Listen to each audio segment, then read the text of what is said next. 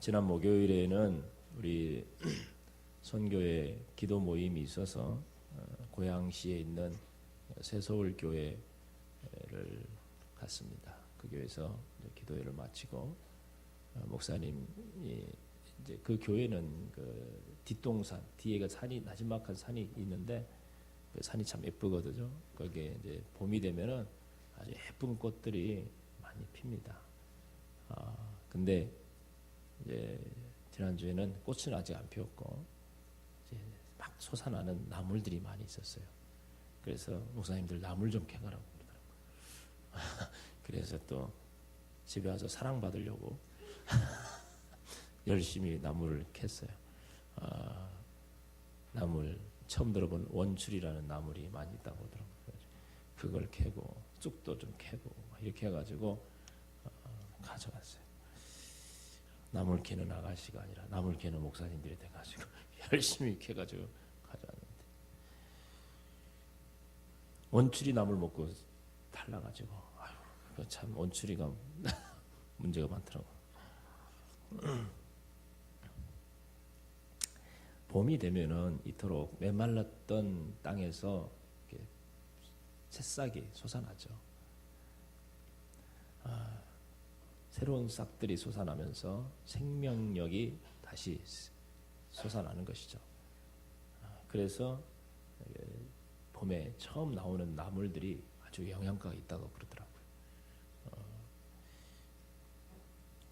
우리는 자연의 이치를 믿습니다. 그래서 겨울이 되면 죽은 것처럼 메말라 버리는 땅에서 다시 봄이 되면 싹이 날 것이라고 굳게 믿습니다.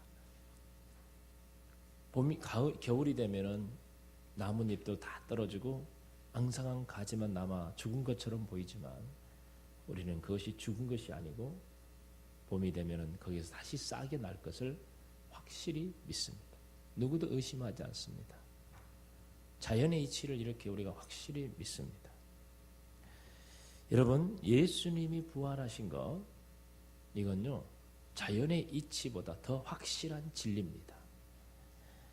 예수님의 부활과 함께 또 우리도 부활할 것에 대한 이 성경의 진리의 말씀은 자연의 그 어떤 이치보다도 더 분명한 진리의 말씀입니다.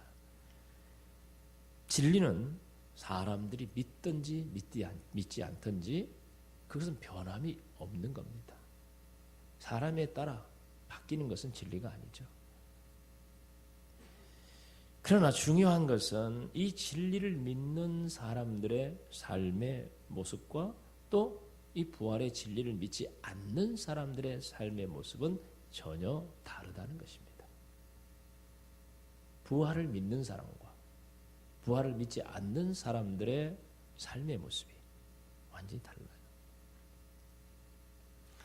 오늘 본문 속에서 우리는 예수님께서 부활하시기 훨씬 전이죠. 수천 년 전에 있었던 한 사건. 그럼에도 불구하고 부활의 진리를 굳게 믿었던 한 사람을 우리는 발견하게 됩니다. 그는 바로 믿음의 조상이라고 하는 아브라함입니다. 아브라함은 하나님께서 갈대아 우리에서 나오라, 내가 너에게 큰 민족을 이루게 해주시겠다는 말씀을 하셨을 때 그 하나님의 명령을 순종해서 그 집에서 나왔습니다. 그때 하나님께서 아브라함에게 하신 약속의 말씀이 창세기 12장 1절 2절에 나옵니다. 우리 한번 같이 읽어볼까요? 여호와께서 아브라함에게 이르시되 너는 너의 고향과 친척과 아버지의 집을 떠나 내가 내게 보여줄 땅으로 가라. 내가 너로 큰 민족을 이루고 내게 복을 주어 내 이름을 창대하게 하리니 너는 복이 될지라. 아브라함을 부르면서 약속하신 거예요. 내가 너로 큰 민족을 이루게 해주겠고 내게 복을 주어서 내 이름을 창대하게 해주겠다. 이런 하나님의 약속의 말씀을 굳게 믿었어요. 그때 아브라함은 이 약속의 말씀을 또 굳게 믿을 수밖에 없었던 이유가 있었는데 아브라함에게는요 그때 나이가 75이었어요. 75세였는데 자식이 없었어요. 자식이 없었으니 얼마나 이 자녀에 대한 간절함이 있겠어요. 그런데 어느 날 하나님이 너에게 큰 민족을 이루게 해주겠다고 하니까 얼마나 좋았겠어요. 그래서 아멘 하고 믿음을 가지고 말씀에 따라서 고향을 떠나온 것입니다. 하나님께서 아브라함을 불러서 가나안 땅으로 인도해 가시는데 집에 그 고향에서 떠나온 지 25년이 지났어요. 그때까지 아브라함과 사라 이 부부 사이에는 자녀가 없었어요. 하나님의 약속을 굳게 믿고 고향을 등지고 떠나왔는데 아브라함은 아마 나오면 바로 사라가 아들을 낳을 것이라고, 자식을 낳을 것이라고 믿었던 것 같아요. 근데 1년이 가고 2년이 가고 10년이 가도 사라는 아이를 낳을 기미를 안 보이는 거예요. 그렇지만 아브라함은 끝까지 하나님의 약속을 믿었습니다. 그래서 사라가 이미 아이를 낳을 수 없는 단절된 그런 상황에 있는 90세가 되었고 아브라함의 나이는 10살 많은 100세가 되었을 때 하나님께서 기적적으로 아들 하나를 주셨죠. 그 아들이 누구죠? 이삭이에요. 포기해 버렸던 아들이 이제 정말 늦둥이로서 얼마나 태어났으니까 얼마나 사랑스럽겠어요. 이삭은 그런 부모의 사랑을 마음껏 누리면서 성장을 했습니다. 이삭도 부모님께 효도하고 착하고 성실하게 잘 성장했습니다. 믿음직스러운 아들로 자랐습니다. 네. 그런데 어느 날 밤에 하나님께서 아브라함에게 나타나셔서 아브라함아, 너의 아들 이삭을 나에게 번제로 바치라. 그렇게 말씀하신 거예요. 이 번제로 바치라는 것은 양을 제물로 잡아서 불로 태워서 하나님께 연기를 올려드리는 거, 이게 번제거든요. 그러니까 이삭을 죽여서 태워서 하나님께 바치라는 그런 말씀인 것입니다. 그 말씀을 밤에 하나님으로부터 받고 아브라함은 잠을 잘 수 없었을 거예요. 뜬 눈으로 밤을 새웠습니다. 아무리 하나님의 명령이지만 사랑하는 아들, 하나뿐인 아들을 어떻게 죽여서 제물로 바칠 수 있겠어요? 어떤 부모가 이런 하나님의 명령에 기꺼이 순종할 수 있었겠습니까? 고민하고 갈등하고 또 하나님을 원망도 했어요. 하나님, 이렇게 죽이려고 하려면 아이 주지를 말지. 100세 때 하나 주셔가지고 이렇게 또 거두고 가시냐고. 원망도 하고 또 슬퍼하고 고통도 하고 밤새도록 그냥 아브라함은 아마 미칠 정도로 힘들었을 거예요. 아마 하나님 차라리 나를 제물로 받으시고 이 아들은 살려달라고 그렇게도 부르짖고 기도했을 것입니다. 마치 예수님께서 겟세마네 동산에서 죽으심을 앞두고 간절히 통곡하며 기도했던 그 모습처럼 아브라함도 밤을 새면서 하나님께 기도했을 것입니다. 그러나 그도 아브라함도 역시 예수님처럼 이제 자신의 뜻과 자신의 마음을 내려놓고 하나님의 뜻에 순종하기로 결심합니다. 그리고 그가 3일 길을 걸어서 하나님이 지정해 주신 곳 장소인 모리아산으로 가서 이삭을 묶어가지고 번제단에 올려놓고 칼로 내리쳐서 이제 죽이려고 합니다. 하나님은 그런 아브라함의 순종과 믿음을 확인하시고 아브라함에게 멈춰라. 칼로 딱 내리칠 때 멈춰라. 됐다. 그러면서 미리 하나님이 준비해 놓으신 순념소 그것으로 제사를 드리라고 하고 이삭은 제물로 받지 않도록 하십니다. 드리지 않도록 하십니다. 그때 하나님께서 아브라함에게 다시 한번 약속을 하십니다. 이건 축복의 약속인데 그것이 이제 창세기 22장 16절부터 나옵니다. 우리 한번 본문을 다시 한번 읽어봅시다.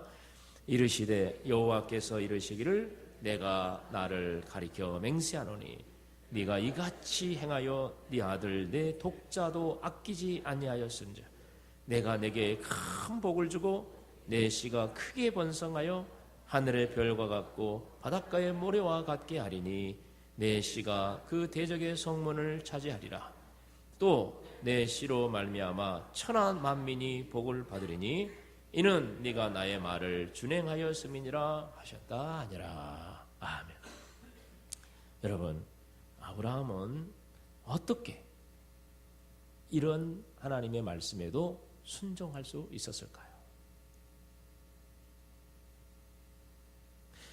아브라함은 어떻게 자신의 고통과 이 엄청난 슬픔과 이 정말 말로 표현할 수 없는 이 충격적인 하나님의 이 명령 앞에서의 그 감당할 수 없는 마음, 그 원망스러운 이런 모든 마음들을 이겨내고 아들을 이삭으로 바칠 수 있었을까요? 아브라함은 어떻게 그 죽음과 같은 밤을 이겨내고 담대히 하나님의 뜻을 따를 수 있었을까요? 아브라함은 어디서 그렇게 강력한 힘을 얻을 수 있었을까요? 우리들도 아브라함과 같은 상황에 처할 때가 많이 있습니다. 하나님께서 아들을 바치라고 말씀하지는 않지만 마치 그런 것처럼 우리 마음이 갈기갈기 찢어지는 그런 고통스러운 밤을 지낼 때가 많이 있는 것입니다.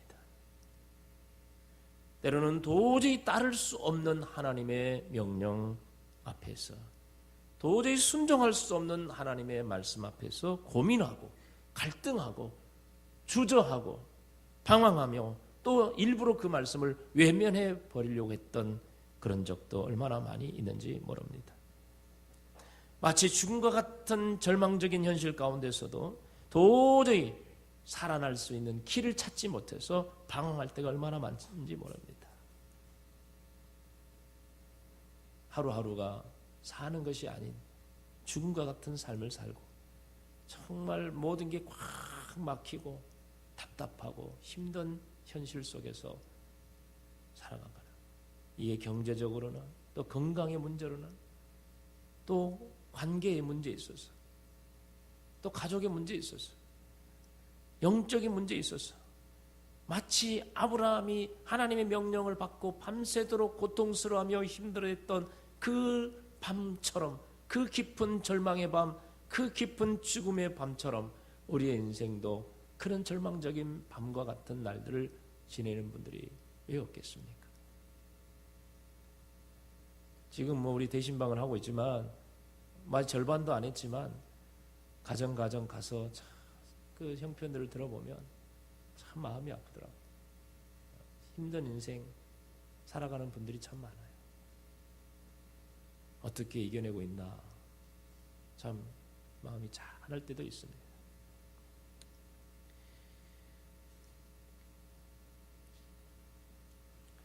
그런 죽음과 같은 상황을 어떻게 이겨낼 수 있을까? 아브라함은 그 고통스러운 하나님의 명령을 어떻게 그걸 이겨내고 순종할 수 있었을까? 도저히 순종할 수 없는 상황에서 어떻게 담대하게 아들을 바칠 수 있도록 그렇게 할 수 있도록 힘이 과연 아브라함에게 어디서 그 힘이 어디서 나왔을까? 아브라함은 우리보다 믿음이 훨씬 대단했을까? 아브라함은 우리 같은 사람이 아닌 것 같아. 그때 사람이라면 어떻게 그럴 수 있겠어? 그건 인간도 아니야. 아마 이렇게 생각할 수 있지도 않을까요? 어떻게 자기 자식을 죽여서 제물로 바쳐? 어떻게?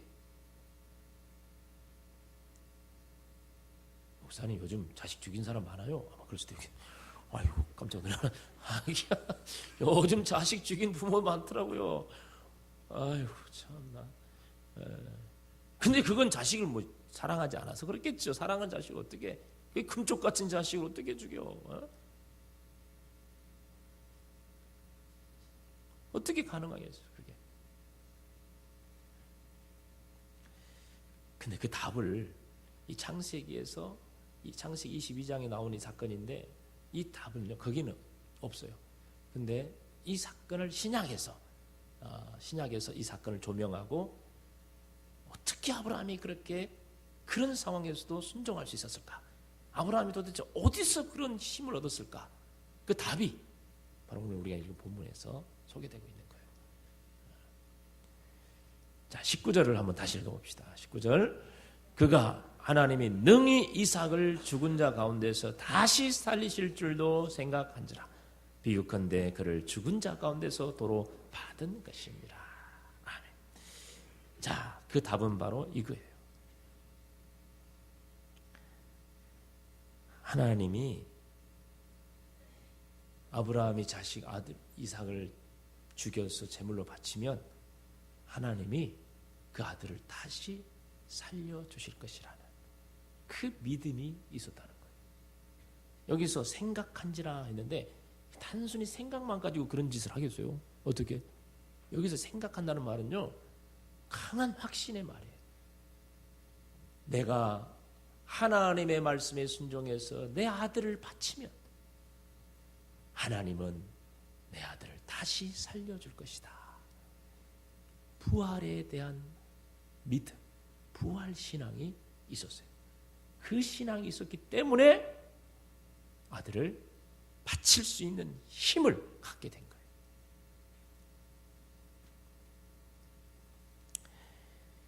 죽으면 다시 산다라는 확실한 믿음이 있다면 죽는 것이 그렇게 두렵지 않을 수 있을 것입니다. 요즘 뭐 또 벨기에에서도 테러가 있지 않았습니까? IS가 자살 폭탄 테러 했는데 이슬람 이 사람들 하여간 진짜 정말 대단한 사람들인 것 같아요. 어떻게 자기 몸에 폭탄을 쏴가지고 가서 자폭을 할 수 있겠어요? 네? 억만금을 준다 해도 누가 그렇게 할 사람이 어디 있겠습니까? 그런데 그 새파란 젊은 아이들이 그렇게 하는 거예요. 누가 억지로 시켜서 그런 거 아니에요. 자기들이 자원해서. 그렇게 할 사람이 줄을 서 있대요. 나를 좀 그렇게 써달라고. 그거 뭐 미친놈들 아니면 어떻게 그러게.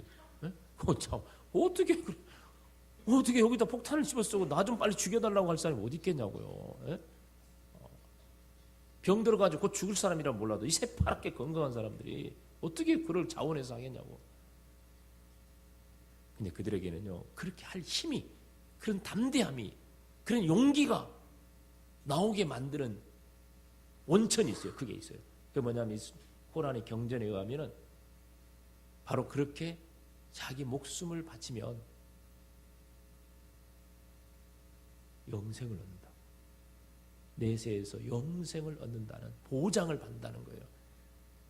이러한 약속을 그들이 믿기 때문에 내가 이 땅에서 죽으면 다음 세상에서 알라 신에게 자기를 받아주고 이렇게 한다니까 그 소망을 가지고 기꺼이 죽는 거예요. 근데 그건 사실 거짓이죠. 왜냐하면 하나님은 살리시는 분이시지 죽이는 분은 절대 아닙니다. 어떤 논리에 갖다 바쳐도 하나님은 사람을 죽여서 네가 영생 얻는다. 네 폭탄 테러 해가지고 수많은 사람 죽이고 너는 영생 얻어라. 이런 말씀을 하시는 하나님은 절대 아니에요. 그런 신이 있다면 다 거짓신이에요. 폭력의 신이죠.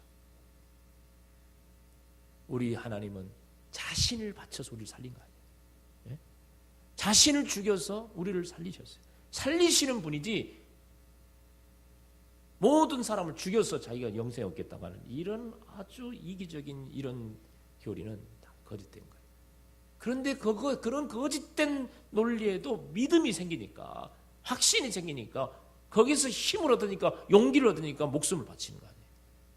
여러분, 그런 거짓된 진리에도 그 안에 믿으면 힘이 생겨요. 담대함이 생겨요. 그래서 목숨을 내놓는단 말이에요. 그런데 거짓이 아니고 참된 진리이신 부활, 하나님이 다시 살리신다는 하나님의 약속의 말씀, 살리신다는 이 약속의 말씀을 믿는다면 어찌 내가 무엇을 못하겠냐. 바로 아브라함도 나는 비록 하나님의 말씀에 따라 아들을 죽이지만 하나님은 이 아들을 다시 살릴 것이라는 믿음이 있었기 때문에, 이 부활의 소망이 있었기 때문에 아브라함은 기꺼이 아들을 하나님께 드릴 수 있는 용기가, 힘이 생긴 것입니다. 이렇게 부활에 대한 확신은 우리에게 새로운 용기와 힘을 주고, 어떤 절망과 어떤 힘든 상황에서, 고통 상황에서, 어떤 절망적인 상황에서도 우리 이겨낼 수 있는, 감당해낼 수 있는 힘을 얻을 수 있게 하는 거예요. 이게 바로 부활의 신앙인 거예요.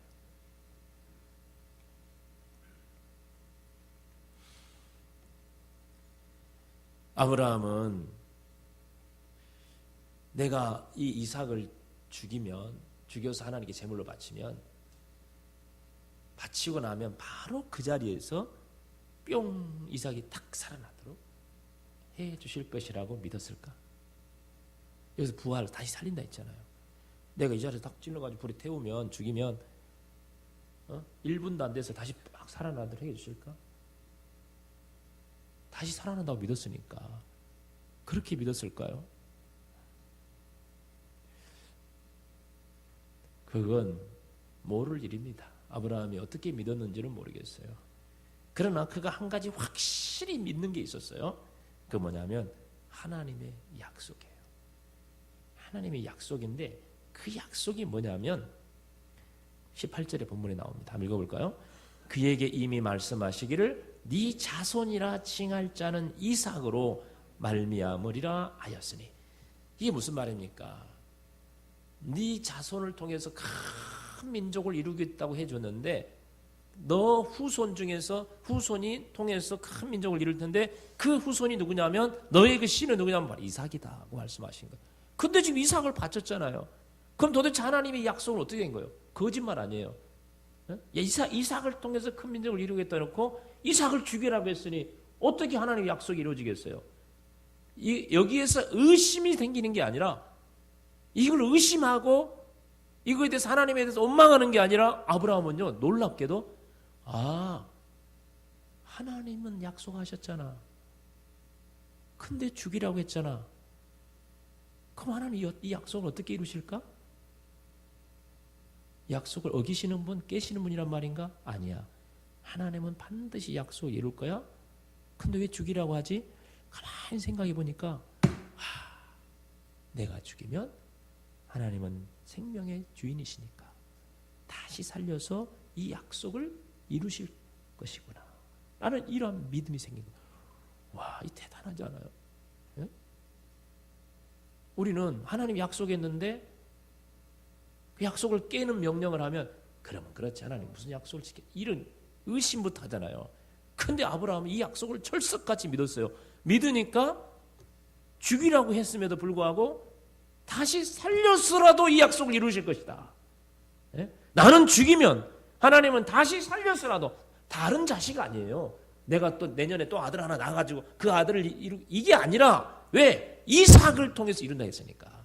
바로 이 아들을 통해서 이 약속을 이룬다 했으니까, 그러면 반드시 하나님은 다시 살려서라도 이 약속은 반드시 이루실 것이라는 이런 하나님의 약속에 대한 확고한 믿음이 있었단 말이죠. 여러분도 하나님의 약속을 이토록 확실히 믿습니까? 하나님이 하신 말씀에 대한 이런 확신이 있습니까? 의심 없이 받아들이셔야 됩니다.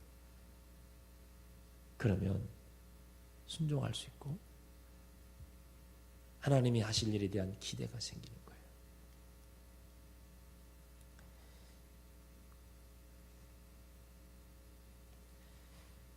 우리가 하나님의 말씀에 순종하면, 아브라함처럼 이렇게 믿고 순종하면 하나님께서는 반드시 복을 주실 것입니다. 그 약속을 이루어 주실 것입니다. 그래서 우리도 어렵고 힘든 가운데서도 하나님께 순종할 수 있는 것입니다. 자, 그런데 하나님은 언제 그 약속을 이루실까? 하나님은 언제 그 복을 우리에게 주실까? 아브라함에게는 이삭을 죽이지 않도록 하는 걸로 다시 살려주셨지만 정작 우리에게는 그러면 우리 하나님의 약속대로 믿고 우리가 순종할 때 하나님은 바로 즉각적으로 그걸 이루어 주실까? 아니면은 언제 이루실까? 시기의 문제는 사실 우리가 알 수 없어요.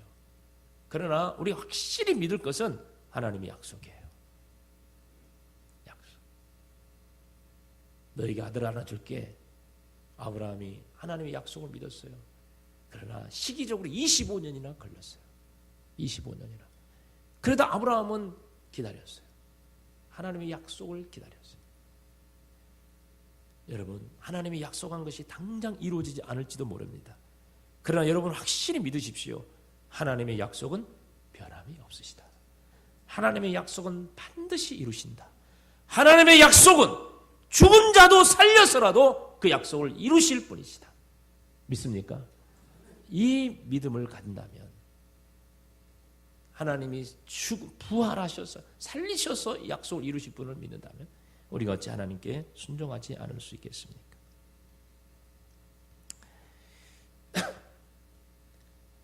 하나님께서 아브라함에게 아들을 바치라고 명령하셨는데 이 명령은 왜 하나님 이런 명령을 하셨을까? 보면 시험하시려고. 아브라함은 시험을 받을 때에 즉 테스트, 하나님으로부터 테스트를 받아. 네가 이 정도의 명령도 순종할 수 있느냐? 라는 하나님의 시험을 받으셨어요. 그래서 아브라함이 그걸 통과한 거죠. 아브라함이 개인적으로 볼 때는 하나님의 테스트에 이 테스트로 시험으로 사용된 거예요. 이 사건은. 그런데 하나님은 아브라함에게 이 명령을 하시면서 단순히 아브라함 개인에게 해당되는 것만 아니라 이것은 하나님은 먼 미래를 내다보신 거예요.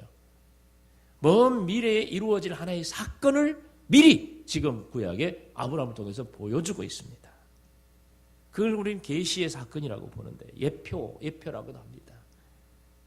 바로 그것은 바로 하나님이 아브라함처럼 독자 아들을 제물로 바칠 것입니다. 하나님이 그렇게 하실 것을 지금 미리 아브라함을 통해 보여준 거예요. 하나님이 인류의 죄를 구속하시기 위하여 하나뿐인 아들을 아브라함처럼 제물로, 속죄의 제물로 바칠 겁니다.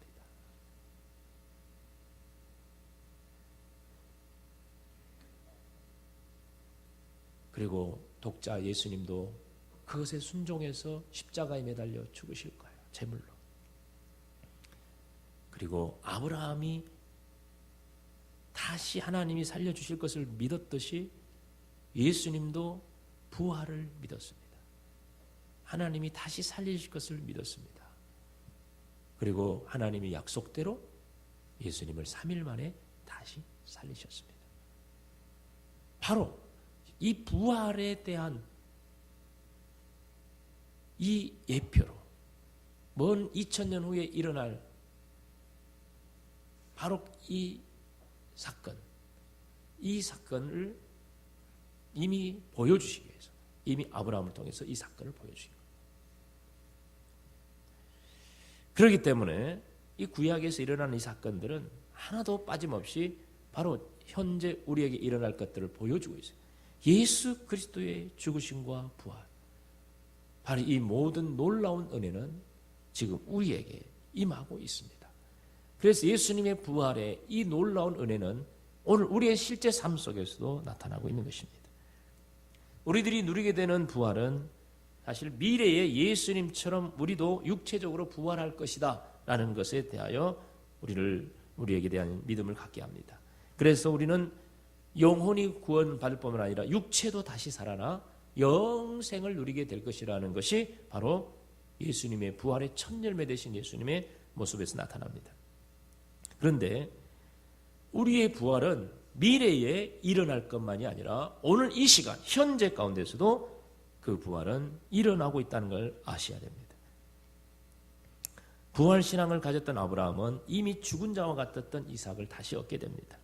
그리고 하나님의 약속대로 그대로 이루어져서 아브라함과 이삭과 그의 아들 야곱과 또 야곱의 12아들을 통해서 하나님의 약속이 12지파를 이루는 한 민족, 이스라엘이라는 민족을 이루게 합니다. 더 나아가 아브라함은 영적인 이스라엘의 믿음의 조상이 되어 우리들의 조상도 됩니다. 이렇게 하나님의 약속은 아브라함에게 그대로 이루어진 것을 볼 수 있습니다. 이렇게 부활신앙을 가지면 하나님께서 반드시 그 어떤 고통과 아픔 속에서도 부활을 하실 것에 대한 약속을 믿고 나아가면 하나님 반드시 이루시는 거예요. 그런데 이런 부활신앙을 믿는다는 것이 사실은 매우 어려운 일이기도 합니다. 죽은 사람이 다시 살아난다? 이것을 믿는다는 것은 쉽지가 않아요. 왜냐하면 인간의 사람의 상식을 초월하는 사건이기 때문입니다. 그러나 그럼에도 불구하고 우리가 하나님의 약속의 말씀 그대로 믿고 부활신앙을 갖는다면 어떤 시련과 고난과 절망적인 상황에서도 그걸 능히 이겨낼 수 있는, 다시 살 수 있는 그런 능력을, 힘을 얻게 된다는 것입니다. 죽음과 같은 삶이 다시 살아나는 새 생명을 누리는 삶으로 변화되는 것입니다. 아브라함은 아들을 죽음의 자리로 몰아가는 슬픔과 절통과 절망 속에서도 다시 살려주실 하나님을 믿었습니다. 바로 부활신앙을 가진 거예요. 바로 거기서 힘을 얻었고 순종할 수 있었고 결국은 다시 사는 축복을 누리게 되는 것입니다. 예수님께서 나인성에 들어가셨을 때 한 과부의 독자였던 청년이 죽어서 장례식이 진행되고 있었습니다. 아들만 의지하고 살았던 과부에게 이 과부의 모든 전부였던 아들이 갑자기 죽었으니 그 과부에게는 엄청난 슬픔이었을 것입니다. 대성통곡을 하면서 아들의 장례식을 따라가고 있는데 그 과부의 그 슬픔 울음소리를 듣고 마을 사람들이 어찌 울지 않을 수 없겠어요. 그래서 모든 마을 사람들이 나와서 같이 울고 슬픔 속에 있습니다. 그 장례 행렬 속에는 죽음의 그림자가 가득했어요. 죽음이 있는 곳에 슬픔이 있고 죽음이 있는 곳에 고통이 있어요. 아픔이 있어요. 지금 그 현장은 바로 그런 현장이었어요. 그 누구의 위로가 소용이 있었겠습니까? 그 과부에게. 절망 속에 있는 그곳에 예수님이 찾아가셨어요. 그리고 그 죽어버린 아들의 관을 만지시고 명령합니다. 아들아, 일어나라. 그랬더니 놀랍게도 죽은 아들이 거기서 벌떡 일어났어요. 엄청난 기적이 일어난 거예요. 그 아들이 살아나서 슬픔 속에 있는 어머니 품에 안깁니다. 그 어머니는 그 죽은 줄만 알았던 아들이 다시 살아서 품에 안기니 얼마나 기뻤겠어요. 조금 전까지만 해도 슬픔이 가득했던 엄마의 얼굴에 환한 미소가 가득하고 죽음의 그림자가 가득했던 장례식장은 새 생명이 태어난 것처럼 이제는 기쁨과 즐거움과 환호의 소리가 가득했어요. 바로 이 부활의 능력, 다시 사는 능력이 사람을 이렇게 바꾸는 겁니다. 예수 그리스도께서 이렇게 바꿔줄 수 있어요. 죽음을 생명으로 바꿔줄 수 있습니다. 이런 능력이 바로 우리 하나님께 있습니다. 그래서 그걸 지켜보던 마을 사람들이 이런 고백을 합니다. 누가복음 7장 16절에 하나님께서 자기 백성을 돌아보셨다 하더라. 자기 백성, 그 슬픔 속에 고통 속에 있는 자기 백성을 하나님이 돌아보셔서 긍휼히 여기셔서 불쌍히 여기셔서 지금도 눈물 흘리고 고통 속에 있는 주의 백성을 살펴보시고 긍휼히 여시고 불쌍히 여기셔서 그를 돌아보시고 그에게 생명을 부어넣어 주신다. 다시 살게 해주신다는 것입니다. 이것이 부활의 능력이요, 이것이 실제 우리 삶 속에서 지금도 일어나고 있는 줄 믿습니다. 부활하신 예수님이 우리와 함께 계시다고 우리가 또 그 부활의 주님을 믿는다면 실제 이 나인성 과부처럼 모든 것이 끝나버린 것 같고 절망 속에 모든 것이 다 내 인생, 모든 것이 다 희망이 사라진 것처럼 느껴지는 그 상황이 있었지만 죽음의 그림자가 그 가정에 가득했지만 부활의 주님을 믿고 부활의 소망을 가진 그 가정에는 바로 이런 기쁨과 소망이 가득한 곳으로 바뀌어진다는 것입니다. 여러분, 이 주님을 믿으시기를 주의 이름으로 축원합니다. 부산의 사직동 교회를 담임하고 계시며 우리 교단의 총회장도 역임하셨던 목사님이 계십니다. 그분은 교회에서 오랫동안 한 교회에서 오랫동안 목회를 했고 참 행복한 목회를 하셨는데 어느 날 사모님께서 갑자기 질병으로 돌아가십니다. 그것이 목사님에게 굉장한 충격이 되었어요. 정신적인 충격을 받은 거예요. 그래서 나중에는 설교도 하지 못하게 되죠. 서재에서 설교 준비하려고 하는데 집중이 안 되는 거예요. 나중에는 설교 준비도 못했어요. 그래가지고 부목사에게 설교 준비를 부탁했어요. 그 부목사가 설교 준비한 거 원고를 그대로 들고 와가지고 강단에서 그때 읽기만 한 거예요. 그렇게 몇 번 했는데 나중에는 그것조차도 읽는 것조차도 안 된 거예요. 얼마나 정신적으로 압박을 받고 충격을 받았는지. 그래서 도저히 할 수 없어서 당에 사임서를 제출했어요. 나는 더 이상 목회 못하겠습니다. 그때 당의 장로님들이 그 목사님께 이렇게 말했다고 합니다. 목사님, 아버지가 편찮으신데 자식들이 아버지를 버릴 수 있겠습니까? 목사님은 우리의 영적인 아버지인데 지금 좀 편찮으시다고 우리가 내보낸다면 이건 자식의 도리가 아닙니다. 하나님 앞에서도 우리는 책망받을 것입니다. 목사님, 회복하실 때까지 우리는 기다리겠습니다. 그러니까 교회 걱정 아무것도 하지 마시고 편히 쉬시고 요양하시고 다시 힘을 얻으십시오. 이런 장로님들의 권면을 받고 목사님이 얼마나 감사했고 힘이 났는지. 그래서 목회를 놔두고 이제 목사님이 온 나라를 떠돌면서 기도원에도 가보고 교회도 다니면서 이렇게 마음 정신을 주시려고 했는데 안 되는 거예요. 2년이라는 세월을 그렇게 다닙니다. 그러다가 한 번은 안동인가 어느 안동인가 어딘가 모르겠죠. 기억이 안 나는데 그게 어느 한 교회에서 수요 예배를 드리려고 예배 시간 참석을 했는데 아마 참석하기 전에 그 잘 모르는 목사님, 다른 교단이기 때문에 예배 전에 이제 좀 뭐 인사를 했겠죠. 나는 이렇게 목사다 이렇게 하니까 좀 불편해서 이렇게 쉬고 있다 했겠죠. 그런데 갑자기 예배 전에 목사님 오늘 설교하십시오. 그러는 거예요. 지금 설교를 못해가지고 이렇게 돌아다니고 있는 목사인데 오늘 설교 좀 하지. 목사님 저 몸이 막 그래가지고 설교도 못해서 이렇게 좀 쉬고 있는데 무슨 설교를 하라고 그러십니까? 저 못합니다.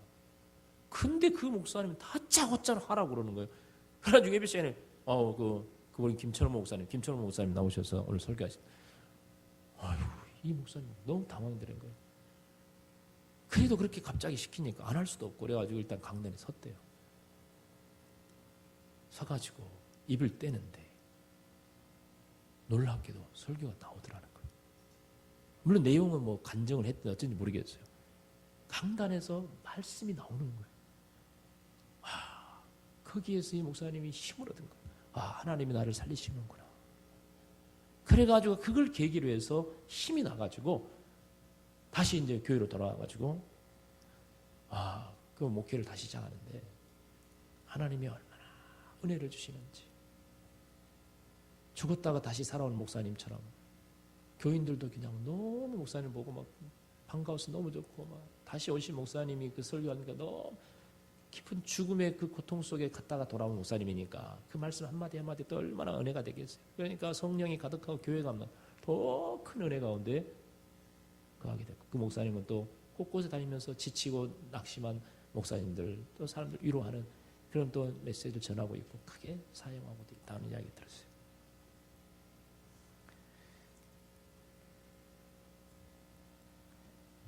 죽음과 같은 고통의 현실 속에 있었다 할지라도 다시 살리시는 주님을 붙잡고 나아가면 거기서 새 힘을 얻는 줄 믿습니다.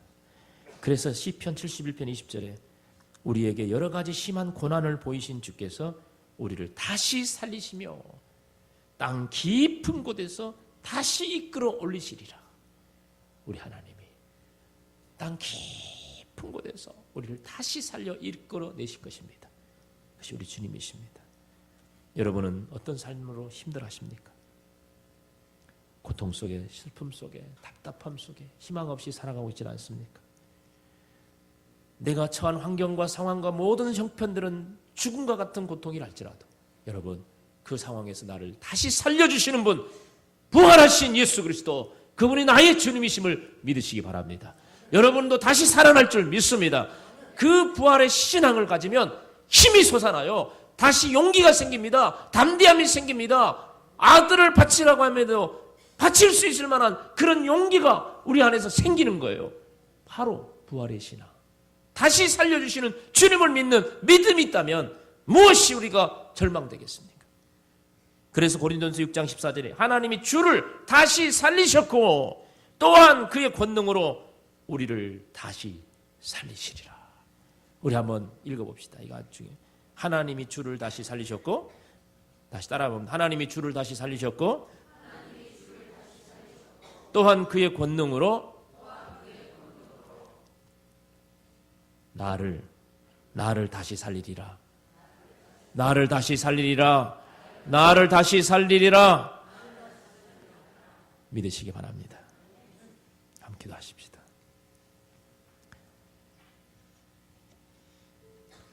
예수님 부활하신 것은 그걸로 끝나는 게 아닙니다. 다시 우리도 부활하게 될 것입니다. 그러나 지금 현재 우리가 살아가는 삶 속에서도 우리는 날마다 계속해서 부활을 경험하고 살아갈 수가 있습니다. 다시 살 수 있다. 주를 다시 살리신 주님이 나도 다시 살리신다는 믿음을 가진다면 우리에게 용기가 생기고 주님 때문에, 부활하신 주님 때문에 다시 살 소망이 생기는 것입니다. 그 주님 붙잡고 현재 고통스러운 삶 속에서, 힘든 무게의 삶 속에서 다시 일어나게 해달라고 이 시간 함께 기도합니다. 주여!